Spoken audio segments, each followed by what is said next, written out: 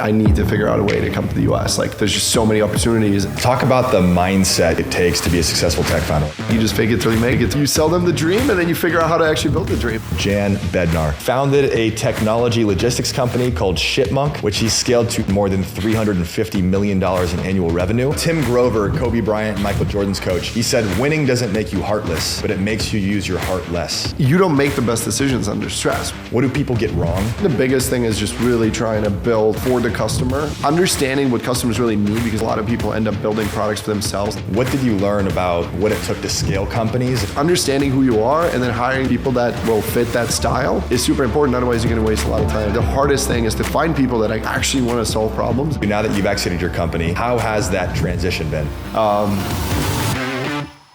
What is up, guys? Welcome back to the World Class Podcast. Today, I sit down with Jan Bednar.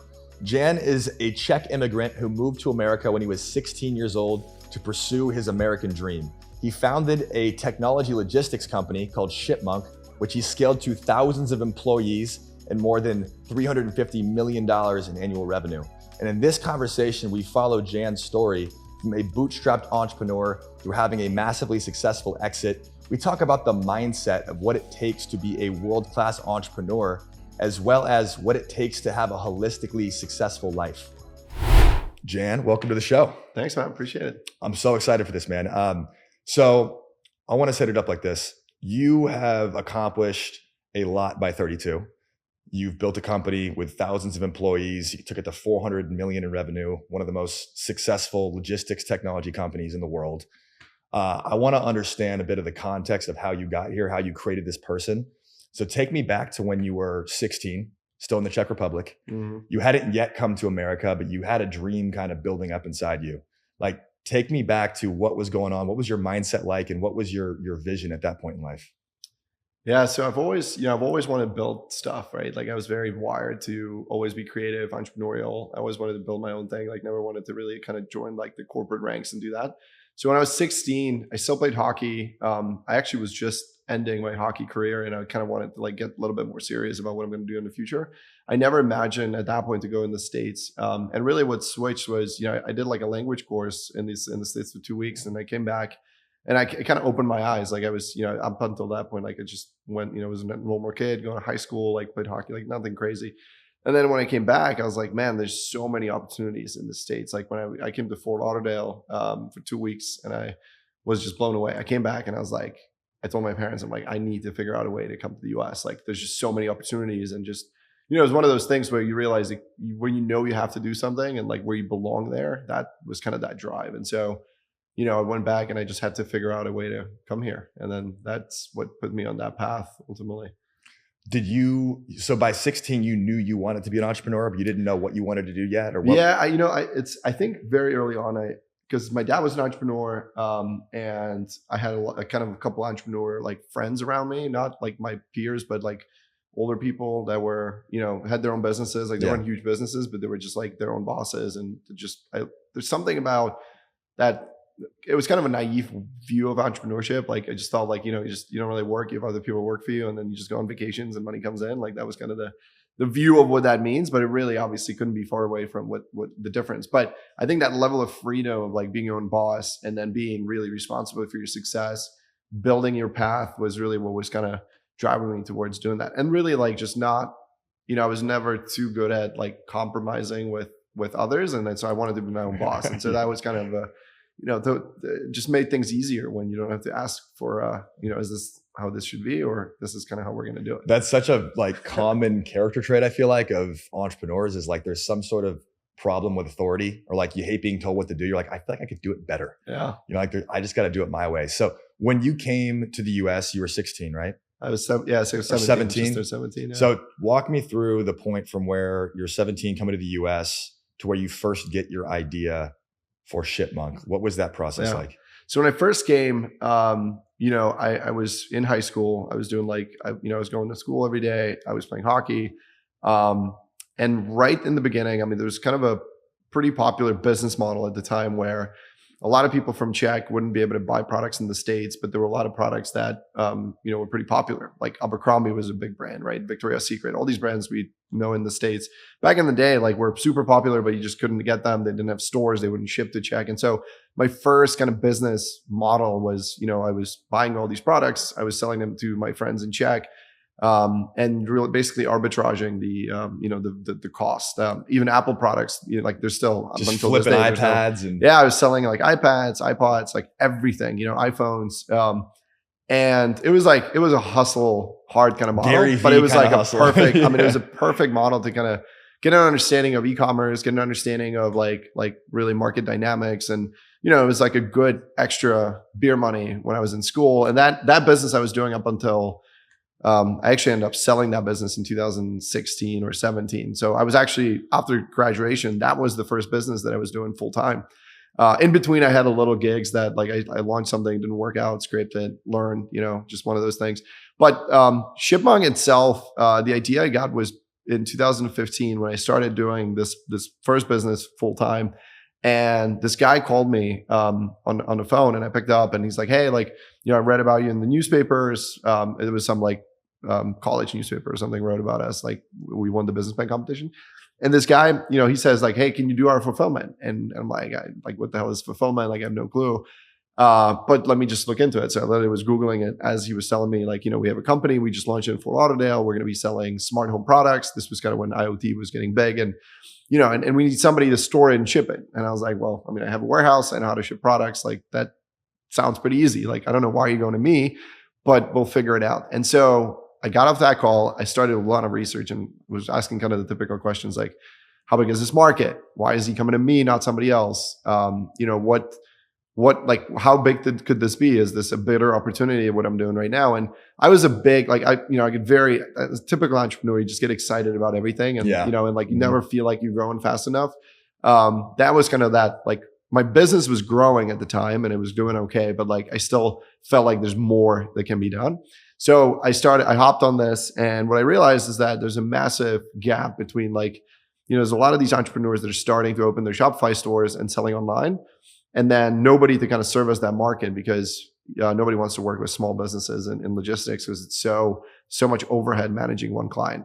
And all the solutions that were on the market were for larger clients, maybe one or two companies doing like something for smaller customers. And so I said, well, there's got to be a way to build tech and some sort of a solution to really service these guys and help them grow and really manage their logistics. And so we started building the tech that would allow us to do it. Went to a couple of trade shows to really just gauge the market, and I started hustling and selling. Like I bought a list for $50. I went to my college buddy from my macroeconomics class, and I was like, this guy would like literally be able to sell anything. And I was like, hey, here's the list, and started dialing. And we were just like in this little office the size of like this desk and no AC, just sitting in the warehouse, had like a list of just like, a little boiler room, like 1,000 random calls. names. And like every day we would just dial these guys. And like, we started closing deals. We were promising a lot of stuff we just could not deliver on, but I feel like that's just part of the play. Like you just fake it till you make it. The play on the way down, right? And you just like, you sell them the dream and then you figure out how to actually build the dream. And that was kind of that was the idea, right? And so we made a lot of mistakes. Not that we don't make mistakes today, but like I think early on, I think that's like the part of that innovator mindset is like so important, where you start with like, this is what I want to sell you. And it doesn't always have to necessarily be there, but then you kind of reverse engineer like, okay, well, how do I actually get there?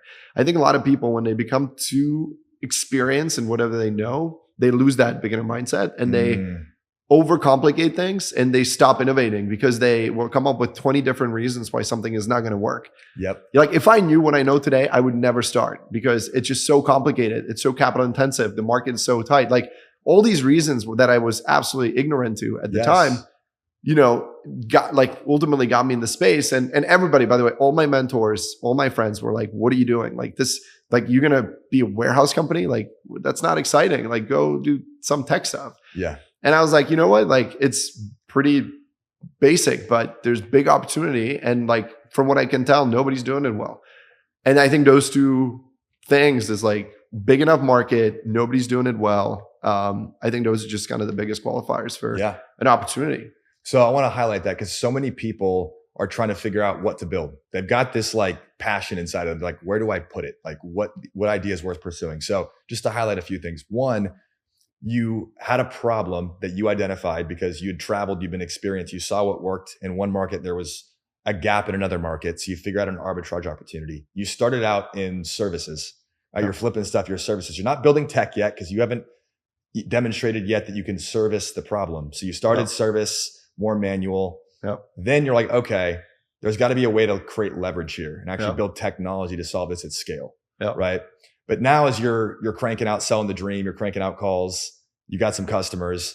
Now you're trying to figure stuff out. Were you technical? Like, how did you start building the product and how did you actually get it off the floor? Yeah, so I would say I was pretty technical. Like I wasn't a coder or developer. I had a vision of what the products should do. I didn't know how to build them. And so I think you would appreciate this from a talent perspective. But I because we were bootstrap, I didn't have any money to hire anybody. I always kind of go with my Czech background. Like I created a job posting in like a Czech university because it's got a pretty good reputation for talent. And I posted this job and it said, we're looking for like an American Czech startup is looking for a head engineer. Like we don't really have money to pay you, but we'll pay you for your trip to the US and you're going to like do like a free unpaid internship with room and board. And then like, you'll be part of this amazing experience. Right. And posted it on the college board and didn't realize like how many people are going to apply. I think we had like 70 or 80 people from the university apply. I interviewed them and, one guy that I ended up liking a lot. And I mean, that was literally the only evaluation tool I had. Like I couldn't really test them for engineering. You're like, I grab a beer with this guy. Yeah. I like this guy. And, it's very hard. Like I think that the engineering co-founder is so crucial and critical for success of the company. And like looking back, right? Like, we've hired over, 200, 300 developers across the lifetime of the company, maybe a little less.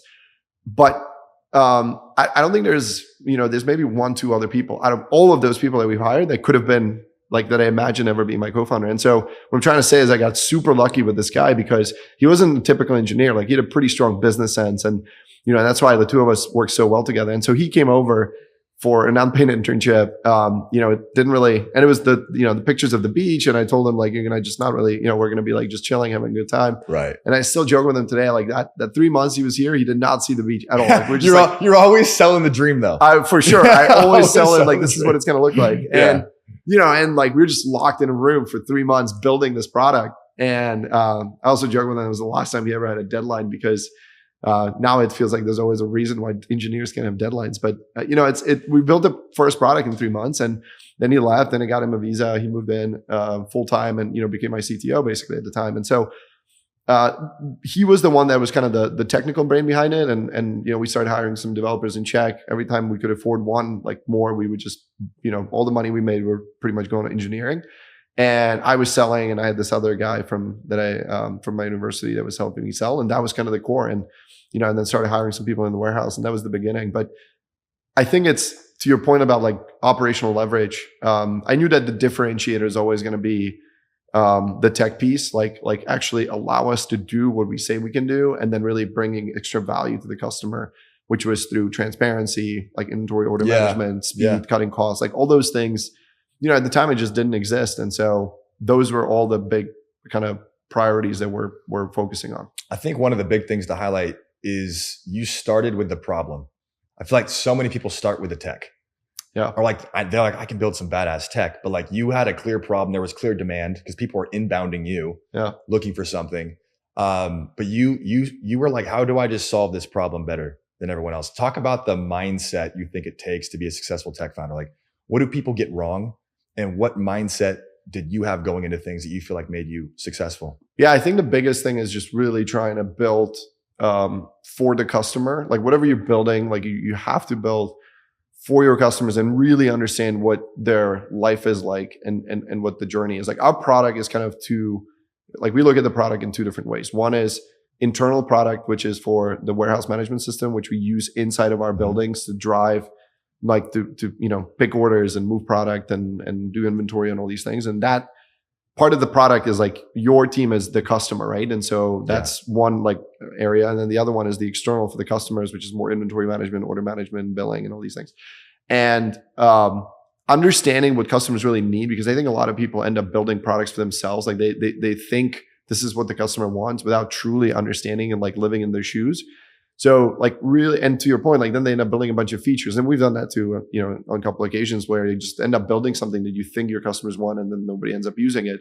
And there is a fine line between, innovation and what customers think they need, because a lot of the times they don't really know what they want. Right. So you also can't just purely be asking your customers, because sometimes you have to think outside of the box and be like, hey, maybe this is what we want to build, but always get the feedback from the customer to try to build something that like really matters and really helps them.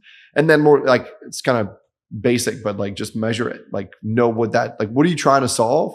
How do you measure whatever you're trying to solve? And then make sure that you're actually solving it. Because then people end up like coming up with new metrics, and like you want to make sure that like the impact that in any business, right? Like you're trying to ultimately help customers be better, and like just put a metric to it and make sure you measure it, whether it's cost, whether it's speed, whether it's whatever. Those are all the key things. I want to talk a little bit more tactically about what you learned, because you're young, you're like 25, 26, scaling this big company. You probably never had a lot of leadership experience, right? You're just kind of figuring shit out on the fly, right? So what did you learn about what it took to scale companies, and how did you have to evolve as a person to step into that bigger role? Yeah. So I was lucky to have a really good kind of like advisory board and people around me that helped me through my leadership journey. I would say kind of like my personality is very like, I'm very passionate about things. Sometimes that passion can come across as aggressiveness because I really care about what I do and I don't have a lot of patience. And I think those are all really good virtues for entrepreneurs, but not always the best for when you work for somebody with those virtues, right? And so I think a big thing for me was understanding my weaknesses, and not just like, am I good with numbers, or am I good with marketing, or am I good with, sales? Like I think understanding like your skills is very important, but also understanding who you are as a person and being aware of your weaknesses in terms of like what would make somebody not want to work with you, or why do people get kind of motivated or not motivated? And so for me, like that was understanding like the area of the business that I really wanted to spend time on, which is operations, sales. I was spending a lot of time on, in finance. I think I'm really strong like in finance and accounting, and that helped me early on to build a bootstrap business, because I really cared about every single dollar that came into the business route. But more importantly, I also understood that like, I can get very passionate. And so every time I started to get like, started to yell at people, I was like, I need to check myself. I'm like, okay, Jan, like you're going to fuck this up. This person's going to be upset. And look, I also then modified my hiring. Like I knew I can't hire people that like can't take pressure, because in a building, when you're building a startup, like you don't want to worry about, people get very sensitive these days about like everything. And so, and like, you don't have time as a founder to be like worrying that like you told somebody like, hey, this sucks. And like that person is now take it personally, sad and taking it personally, or I'm not very good at like telling people that they've done a great job, because I tend to focus on deficiencies. And so my mindset is like, okay, like you've done a great job, but like, let me tell you what you did wrong so we can fix that. Right. And like a lot of people don't take that well, because I don't tell them that they've done this well. I'm like, hey, let's fix that problem. Instead of me going to them and saying like, you did an amazing job. So that is one area that I've been working on consistently. And like the early founding team, like especially people that are kind of co-founders or have early equity, they're so bought in, like, they don't like, they just understand that it's part of the startup world to go through these challenges, and they don't take things personally, because you get so close. We lived together the first couple of years, like the three co-founders. So like we were like just very, very tight. And so we could tell each other anything, but not everybody is wired the same way. And so it created some bad situations where, just like people just can't take the stress, or they feel like it's not worth it. And that's totally normal. But I think just understanding who you are and then hiring those kind of people that will fit that style is super important. Otherwise, you're going to waste a lot of time for yourself and for the people you're hiring. I feel like what you just said is like half of the success of a startup. It's just getting the right people on the team, but first having the awareness of like, what qualities do we need? Do I have to embody? Because you're right. When you have people that are a bit too soft, or they can't handle that pressure and stress, you can have so much internal riff and it slows you the hell down. But I feel like being clear on just getting people, I think when you're saying, hey, here's a deficiency, it's not personal, but it's out of love, because you're on a common mission together for greatness. And so you're like, it's coming from love, because it's like, I'm holding you to a higher standard, because this is what I know we can do together. But not everyone perceives it that way. No, for sure. I know, like I've always been super passionate about the success of the business, and like, the way I think you build a successful business is like you know, every single day, every single week, you look at who we are as a business. What are the things we're doing right? Let's double down on those. And then more importantly, what are the things we're doing wrong? And then let's fix them, right? Yeah. And like, that's the beauty of like, I think any founder needs to have a really strong problem solving skill set. Yes. And identifying those problems and really focusing on fixing them is like, I love that. Like, I don't really care about what I'm doing right. Like, I need to know what I'm doing wrong so that I can get that better. And like, in a long run, you know, you just continuously get better if you continue fixing the problems, right? And like, you know, there were moments when we're growing, you know, I think from like during COVID, we grew from like 60 million in revenue to like 140 in 1 year. And like everything breaks around that time. So all you're doing is firefighting. And it's, you know, everybody tells you, it's kind of funny. It's like everybody like tells you shouldn't be firefighting. Like you need to step back and take a look at it. And like, yeah, it's great. Like in theory in a PowerPoint presentation or on a podcast, but like the reality is like your company is like it's on fire, crumbling down, right? It's on fire. Like you've got customers' orders now going out. Like people are getting misbilled. Like all these things those are real implications. It's not, you know, it's different for a pure tech company. It's different for a company like us, right? But like, you know, those are real things. And so you got to be solving them. Like you can't just say like, oh, like I've read somewhere that I should be more high level, so I'm not going to help you solve this problem. And I feel that's, by the way, the hardest thing is to find people that actually want to solve problems and do things. Like, sorry, I'm the executive VP. I don't do that. That's and it's like I see this, you know, cancer. And I see this everywhere. And as we get bigger, I see a lot of people, you know, a lot of people want to like hire big names from big companies, and they, you know, like, oh, that person working at Amazon or at Shopify or whatever, and it's like they're great companies, but you know, if it's a VP at Shopify, that VP is not going to come and do a hands-on dirty work at your like 10-person company. It's just a completely different vibe, right? And so, you know, impressive names are cool, but like I've never had a lot of success with hiring somebody from a like big name company that actually came down, roll up their sleeves and not never, but especially early on. To that point though, because this is valuable for anybody building a business. You know, I've hired close to 1,000 people and a couple hundred executives. The biggest mistakes I've made are hiring sexy pedigrees that look great on LinkedIn. They make the papers, but you realize they've got the skill sets. Not only are they not hands-on enough, but they don't have the fire anymore. It's like, for me, the number one rule, if you're building a startup team, is hire people with chips on their shoulder, with something to prove. It could have been to prove the bully wrong when they were like 8 years old, their parents, or just to prove themselves right. But they have to, it's like life or death. You can't let your identity down. It's like you're totally tied to this outcome. You'll give your whole life to it, but that's a rare quality to find in people. Yeah, no, absolutely. And I mean, you live in this world every day, right? Like the way you assemble your team, it's, you know, you either make it or don't. And everybody talks about it. There's no easy formula. Like you just gotta be quick in like that's one of my biggest deficiencies is like, I'm just not very quick on moving for people. I always want to give them a second chance. I always want to be slow. You know, my other co-founder, Kevin, who, you know, we've been working together for 7 years since the beginning, pretty much. Like he's really, really tough. Like he's the one that's like going to want to fire people even like before they show up to work on the first day.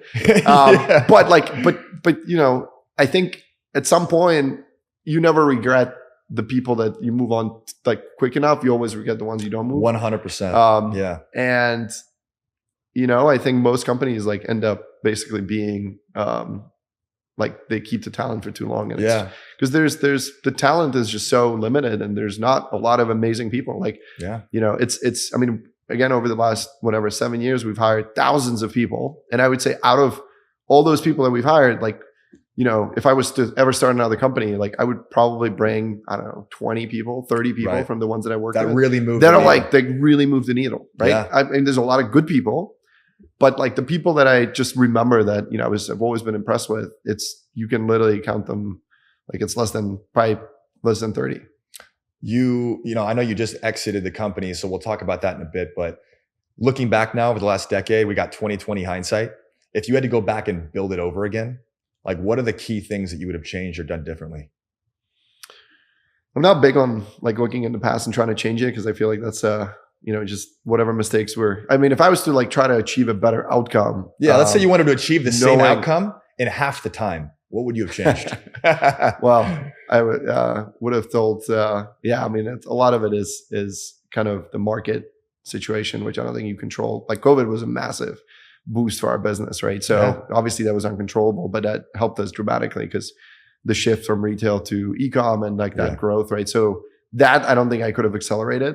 I mean, I think the the number one thing definitely would have been move quicker on talent. Don't give people too much of a chance because they're not going to, once they let you down, like there's unlikely they're going to completely like change their perspective. I mean, that's definitely one. The second, I would say, it's like, I always look at this and you look at our growth and like we've gotten to a pretty large size very quickly, but I would say there was definitely moments where I felt like we weren't pushing hard enough or weren't, growing too fast.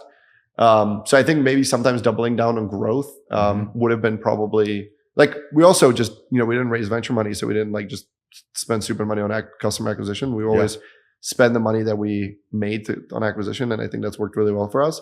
We could have been more aggressive, but I don't think that's a huge regret. I think the other one was maybe invest more in product. I was the main product guy for a long time and I did not have a product team. Like we had product managers in our kind of tech team, but they were more like order takers instead of solution. You waited a little too long to delegate that function. Yeah. And so I would have probably, because we are a product-led company and we always think through the lens of the customer and how do we solve problems both internally and externally. Yeah. And, I think building out that team of like really smart people, they don't like honestly need a lot of like practical experience from specific industry, but just like you put a smart person, you tell them like, hey, you own, receiving and billing and go understand every single detail of that problem area.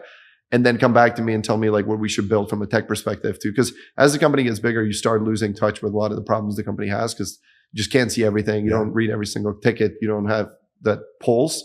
And so having the right people that are responsible for an area of the business from a product perspective, even in a non-software company, by the way, like product is not always just software, right? Like it's the service or product, the service or the product or anything else. And so, having a person responsible for an area sooner and understanding everything around that area, I think could have probably driven more like better solutions towards the problem. You brought up this concept over and over. It's just building a business is just problem solving at the end of the day. Yeah. If we were to drop the most basic fundamental thing, it's just solving problems. As you scale, you're just solving bigger problems and delegating other problems down, right? Were there any like existential crises, like, or what was the biggest like, oh shit moment? Because I feel like this, greatness is about how you handle adversity, right? Some people hit their ceiling, they hit their stress threshold and they go back to their comfort zone. Yeah. Others break through it. The world-class break through it. So what was one of those moments for you where it's like, oh shit, this is, this is, I mean, the great, the mental health piece is a really interesting topic. I mean, we could be here and talk about that for a while. Like I've never had issues like getting close to a burnout. Like I'm just somehow like, I'm a little bit of a psycho. Like I don't get like my stress. I can handle stress really well. Yeah. But more importantly, I think I actually enjoy like being stressed because it gives me that opportunity to solve whatever I'm being stressed about. Right. And so in our business specifically, there's a lot of stress because we're managing people's physical products. We have a lot of people in a lot of buildings all over the world, and there's like a million different like mini transactions that happen every single day. And for them to happen right, even if you have the best software in the world, like there's a lot of human error. There's a lot of people have different motivations, and so there's a lot of issues that you have to kind of solve. And I mean, there's been countless moments when I was really stressed. And I mean, I can give you an example where, back in I don't know, 2017 or 18, like. We opened our second warehouse in California. I hired, a local guy to run it, and and we started having a lot of issues, like a lot of delayed orders, and I wasn't there. I was here, and so at some point I was like, I need to just fly there and figure out what the hell's going on because the guy on the phone is like, yeah, everything's fine, we got it under control. And I'm looking at the numbers, I'm like, it's not under control. You're 4 days late on shipping orders, and like you're losing inventory. Like what is happening? And I get to the building, and it's a 30,000 square foot warehouse, and like literally. You cannot see the floor because of how many pallets and product is all over the floor, right?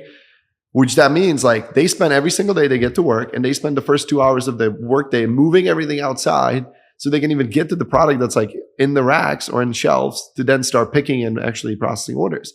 And like that's 2 hours in the morning, 2 hours at night, like you only have like 4 hours to work. And then I was like, this is like game over. Like and then we still have more stuff coming in, and it's a very basic, like fundamental, production planning type exercise where, you know how much slave you got coming in, how much you have sitting, but we were in that sophisticated time. And so I had to, within like 3 days, I need to find a new building, start moving everything in the new building, try to like salvage this because I knew like half my business was in that warehouse. And I was getting to a point where, I would stop shipping and like all these customers would leave and the business would die.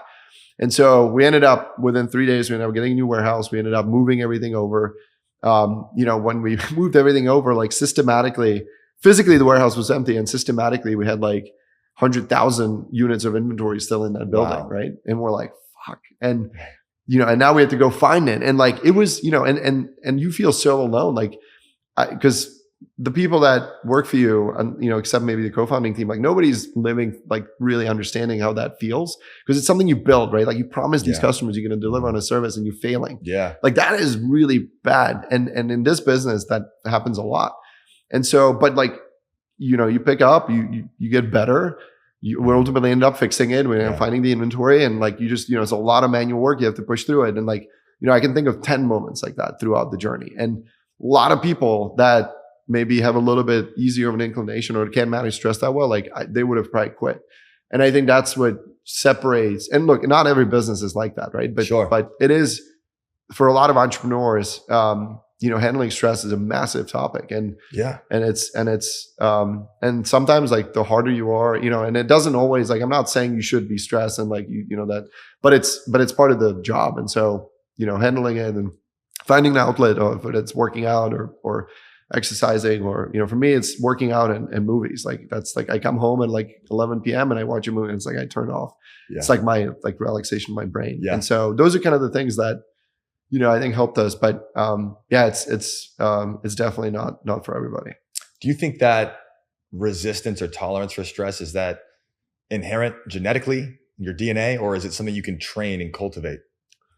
I think it's a little bit of both. I mean, there's definitely a genetical component. Like my wife gets stressed like with every little thing, and like I'm sure she can get better and like not maybe care as much about certain things and not get stressed. Yeah. But you'll never ever get her to like my level because of like not stressing, because a lot of it is personality, a lot of it is genetics. It's like how you're wired, and she's a lot more empathetic, so she's a lot better with people because she feels like how they feel, right? For me, like I'm like, because of how I look at the world and because of how I handle stress, like I don't always understand people's emotions the same way she does, because like when you start crying, she starts crying, right? Yeah, it's like, she's so empathetic. And I love, Tim Grover, Kobe Bryant and Michael Jordan's coach. He said, winning doesn't make you heartless, but it makes you use your heart less. It's because you have to compartmentalize your emotions and not let them cloud you. Because when you're inside of an emotion, you're experiencing a distorted version of reality. Yeah. And so you have to be able to compartmentalize it. Like, all right, I feel 100%. The feeling, I'm going to observe it, but like, I've got something to get done here. How the fuck are we going to do it? Yeah. And you don't make the best decisions under stress, right? Like sometimes the best decision that you can make at that time is to just take a step back, take a breath, and just like make the decision tomorrow, because it's the same with people. It's the same with, whatever problems you're doing, because like emotionally you get so, I get rallied up when I get upset, because I get upset relatively easily. I don't get like emotional in terms of just understanding people's emotions. But, I think it all kind of comes together. And again, like having somebody on my team that has a very high EQ, super always important, right? Because like my head of HR is super empathetical person. And, I would bring him into all of my meetings because I just wouldn't, I just couldn't read people the same way. And that self-awareness is key, because you can easily build an ego, be like, I'm the man, look at what I built, right? And you start thinking you just know everything. But I think that it's this simultaneous ego of like, I know I can solve this problem better than anyone in the world. Like I am the man. At the same time, I'm humble enough to know what I don't know and get the right people around. I think that is, by the way, like the biggest, what do you call this? Like the dichotomy kind of thing. It's a super dangerous thing for founders that have had a little bit of success to think they know everything, because it's like you always should be so humble, because I mean, it's the typical saying, like the more you know, the more you realize you don't know. And that's, I think, truth in, anything. And I think you can be more confident in making decisions, but just people don't want to work for a dick, right? Like you kind of have to be like, you have to, and that's the thing. It's like, and there's a difference, by the way, between like when I say I'm not empathetic, that doesn't mean like I'm an asshole to people. I mean, I can be, but I don't mean it in a bad way, right? Like it's like, hey, like it's we need to solve this problem. You're not really solving it right now, and there's a way to communicate better and like work on your tone and a lot of those things, right? Now, the effectiveness of that solution, by the way, you can debate what's more effective. Like sometimes yelling at a person is more effective than like telling them nicely, right? But it depends on the person. Right. If they're very sensitive, like, they're probably going to quit, right? If they're strong and they can take it, like they were maybe an athlete that like the coach was yelling at when they were kids, like modulate. It might actually help them like drive more. And and so all those variables are ultimately what makes leading people so hard. And it, you need to adjust it to a situation and the type of personality. And so but it's exciting because you just learn. It's a dynamic puzzle. Yeah. You're constantly solving. Exactly. So I want to get a little more personal because you just had your exit. You took secondaries out, made some great money. It's kind of the dream for all entrepreneurs, right? Either have your public offering, have your liquidity event, go live your dream life. But as founders, our companies are babies, right? That we pour our lives into them. Our identities get attached to them. And so I'm curious for you, now that you've exited your company, like how has that transition been? Like what's that process been like for you? Has it been everything you thought it'd be, or did it come with some challenges? Yeah, I mean, I've had enough founders in my life that have kind of left companies that I've had a good kind of idea of what's going to happen or like what people go through. And some people get very depressed. Some people love that they left. Like there's just a lot of different stories. So I don't think there's one formula that kind of works for everybody or one experience. That for me personally, I just recently, about 6 months ago, I brought in a CEO, and I'm still involved in the business, but not obviously as a CEO. And it took me that process of looking for a CEO was a 2-year process. So I've kind of been like in my mind, I've been, looking for a replacement for 2 years. So I had a lot to process, but after my exit, or partial exit in 2021, it became like, it's kind of like everything that you ever wanted to achieve, you suddenly get there. It's like the mountain you want to climb, and you get to the mountain and you realize like, cool, it's great. Like I love it here, but like what's next? And I think that is, you can't really describe it because it makes no sense, right? Like you have all this money, you can buy anything you want, but there's a little bit of that kind of purpose that you lose, especially if you made your business career around that one particular goal. And so that was a really tough thing for me. It took me like a year to really figure out like, okay, well, I've gotten it to this point. Like there's more in life than what I just did. And like, let's figure out like, what is my next mission or my next goal or my next kind of purpose, right? Because that is really, really challenging. Because for 8 years, my only purpose was wake up in the morning, grind, and build this company and get it to a certain point, right? And then suddenly you get there and you're like, whoa, it's not that great. And I bought all the toys and all this stuff, and you realize like it's not really fulfilling. And now don't get me wrong, there's a lot of fun, in having that lifestyle, but but you still miss a little bit of that substance in your life. And so, I think part of that is understanding yourself and what you want in the future. And surround yourself with people that you can talk to about your feelings, your emotions. And it's it's not easy to like, because nobody feels bad for the guy that just exited the company. Like it's kind of like, poor you. Yeah, exactly. And so, but and also like, well, like I got, when I exited, right, the market, like it was 21, right after COVID, the market was an all-time high. Like everything was super expensive. Inflation was at 8, 9, 10%. And like, you don't know anything about investing. Your money is basically losing value every single day. Yeah. You're running a company, you're trying to manage your investments. Like it is a little bit stressful and overwhelming. Yeah. Do you feel underwhelmed now? Because you don't have the same stress in your life? No, I don't feel underwhelmed, but I feel more in control. It's like when you start a company and like, you have no clue what you're doing. It's overwhelming because you don't know what GAAP accounting means, and like you don't know how to sell, like you don't know what software to use. Like there's like all these things that, and now it's like I don't, by no means I'm an expert in investing or in managing my investments, but like I feel a little bit more in control and understanding how the dynamic works and the different like people that kind of play in that world, and just makes me feel a little bit more comfortable. What's been the best part about having significant sums of money? Has it been the toys? Has it been the security for you? Like now that you're there, what's the best part about money, and maybe what wasn't it that you thought it would be? Yeah, I think, well, I definitely think it's like the ability to be able to do what you want, where you want, with who you want, and for how long you want. And that I didn't really have it until relatively recently with Josh coming on board, because I was running the business. Maybe that was also part of kind of what was killing me, because I always wanted more freedom. It's kind of like you grinding for 9 years.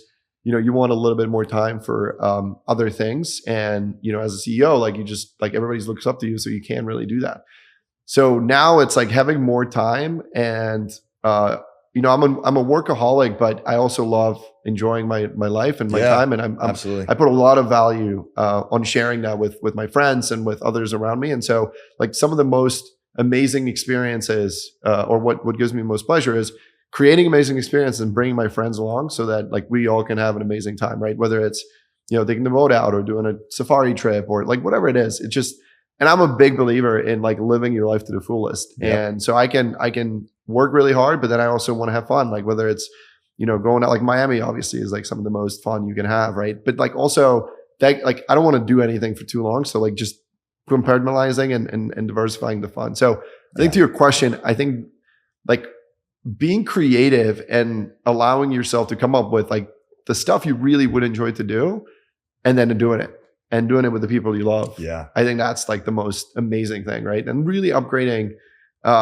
your life in terms of your experiences and different people value different things, right? Like some people love shopping, so like they will spend money on clothing and fashion, right? Some people love outdoor. Like I love the outdoors, and so like I'm the happiest when I'm in the mountains. I wake up, I see the sunrise, I can get my morning coffee, like I play with my dog. Like those are things that don't cost money. But isn't it so funny how we can be like, I got to go build $1 billion company so that I can then have the freedom to hang out in the mountains when we could have done that a long time ago and been happy. Yeah. But there's something inside you where it's like, there's this story in The Alchemist where Santiago goes to this Moroccan prince and he's in his little kingdom thing. And he's like, I want to know the meaning of happiness. And he's like, all right, I'll show you the meaning of happiness. This guy named Melchizedek. He's like, here's 2 drops of oil in a spoon. He goes, I want you to walk around my palace and I want you to admire the beauty and come back with the oil in the spoon.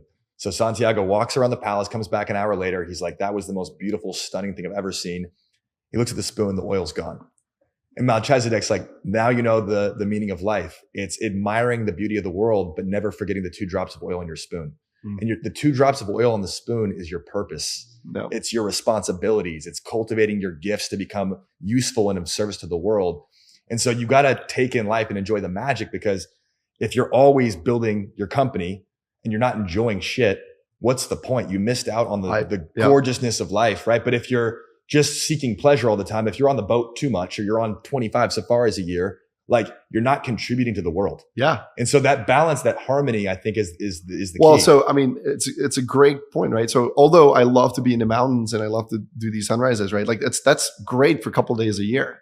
Like the moment that becomes my lifestyle, like, I might as well just, put like a shaman hat and like go, sell like rocks. Like it's not I think there's a lot of people that love that life. Right. Yeah. And so I don't judge it, but I think for me, it's the diversity of what I can do, because I get bored super easily with everything I do. Yeah. And so I want to have the ability to go race cars if I want. I want to have the ability to go and do like, a nonprofit work in South America and build, I don't know, like housing for people. And I want to be able to contribute financially, but also with my time. I want to be able to build another business. I think when you're building a business, you're like 100% focused. And this was kind of when I was growing up too. Like 100% of my free time I spent playing hockey, and I didn't do anything else. And same with the business. Later towards the business, I realized like I need to put more value in enjoying this journey, because I was loving the journey. When I was building a business, it wasn't like I was struggling and then like I was hoping for this outcome, right? It was, I loved every single second of that journey. And then, I knew that like I'm never going to live through what I lived through in the early days and like the grind and, all-nighters and all that stuff. But I knew that path leads to another experience where, I can give an amazing life to my kids. I can, I can travel anywhere I want. And so those are the things that I just really enjoy. And I think that is really the reason for the best thing about money is like that freedom to do what you want. I'm curious. And most people are not very good at, by the way, spending money. Like, and what else do I do? And when I mean spending money, like it doesn't, like I'm not talking about getting a $30,000 table at Live, right? Like what I mean is like actually consciously understanding what makes you happy and then using money as a tool. And so using it for whatever makes you happy, because for some people that table at Live may be like the thing that gives them most pleasure, right? But I think most people actually don't take the time to think about it, because I meet a lot of miserable people that have a lot of money and they don't know what to do. And I think that's kind of the beauty of like taking some time to think about it, reflect, journal, whatever. Yeah. Like those are all powerful tools. I think this is such an important thing to talk about too, because every entrepreneur I know is money motivated, right? There's this dream of making a shit ton of money because you think it's going to give you a certain feeling after, right? But we're so bad at measuring how we feel based on outcomes. Usually we get the outcomes, we're like, oh shit, that wasn't it. And I feel like with money in particular, since it is a tool, it's just a magnifier, right? If you can't be happy with $1 million, you're not going to be happy with 100 million. 100%. There's no way. Yeah. It's just going to magnify your life and bring out more of who you are. If you were generous before, you're going to be even more generous. But I feel like with money, it can either be used to fill your insecurities. Like you see people that can't walk out of their house without being dripped out in Gucci. Right? You're either just broadcasting your insecurities and using it to fill a void, or you're using it from love and purpose, like creating experiences with your friends or investing in amazing coaches so you can expand yourself faster. 100%. You know, like, so I think being aware of that, I hope people get to that point of self-realization before they have the exit you had. Yeah. I mean, I think just like, and living and enjoying the journey. I think that is so valuable. Like the best moments, like when I'm with my, my guys that I started the business, but like now when we have a drink or beer, like we go back, we remember the moments when, we didn't sleep for 3 days and try to fix the problem, like whatever those were. Like, I think people just end up too focused on that end outcome instead of enjoying that journey. And I think that's just crazy important. Because that's what it's about, right? Like sometimes it's going to take 30 years. And like, I think enjoying that and living through it is super important. We got to romanticize, not the destination, but romanticize the mundane, crazy moments when we're just in the trenches together building. Yeah. And I think, it's like a lot of stress. Like I don't miss, because one of the things that I try to optimize for now is, because there's definitely a lot of stressful moments that like, I don't have best memories, right? Like when a customer calls you that and tells you like they want to get out of the business. They want to, leave the best, like they want to churn basically. And like, now you think like, oh shit, like they're 10% of my business that's like gone, like that could create a threat from the existential. Like there's a lot of these moments where you lose a key employee or, you have those moments that like really create a lot of stress for, I think, a lot of people. And most people want to avoid them. But I think, and that's what, like right now I'm in a phase of life where I try to optimize my life so I don't deal with those types of stresses, right? But there's part of it where actually appreciating those moments ends up, valuing like that harmony and the peace that you have in the future. Yeah. So I don't know if that makes sense, but like without those moments, you can't appreciate calmness. So it's sometimes it's good to embrace it and then just be grateful for what you have and living with earned peace. Earned peace, exactly. I like that. Before I ask my last question, where can our listeners follow and engage with you online? Instagram is probably easiest. Jan_and_Shipmonk. Just post my kind of personal life. LinkedIn. I don't do a lot of content, but you can follow me there too. Just Jan Bednar, JanBednar. Those are kind of the best two mediums. Right. So for me, being world class, it's always pursuing your next level of growth. It might not be another business, but you're always pursuing expansion in life, right? You've accomplished an insane feat by 32. You have your whole life ahead of you still. As you look to your next level, what does your next adventure look like? Yeah, it's a great question. So I think without getting into specifics, because I really don't know, I think I definitely at some point want to build something again. Right now, my biggest focus is, taking we want to start building a family with my wife. So that's going to be like a big next project that I'm pretty excited about. At some point building another business. Right now it's really making sure that like the transition to Josh is going to be successful and that the team is going to feel good and like I still have a lot of it's still my baby, right? And so I want to make sure Shipmonk still continues to do really well. And so I it's not very specific, but I don't know right now. And I think I'm totally okay with it. And that's part of the excitement is just keeping my options open and figuring out what that's going to be.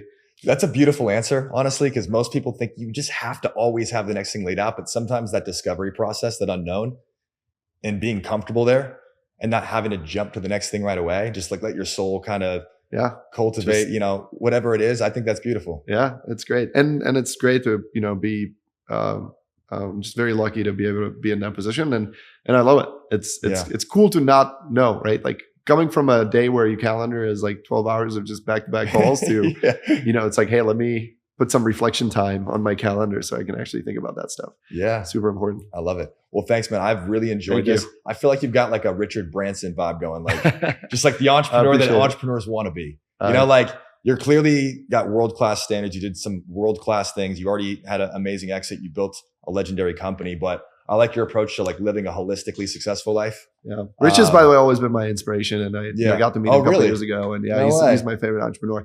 And like, he's that kind of epiphany of like, he's building amazing companies, but he's having a lot of fun doing it.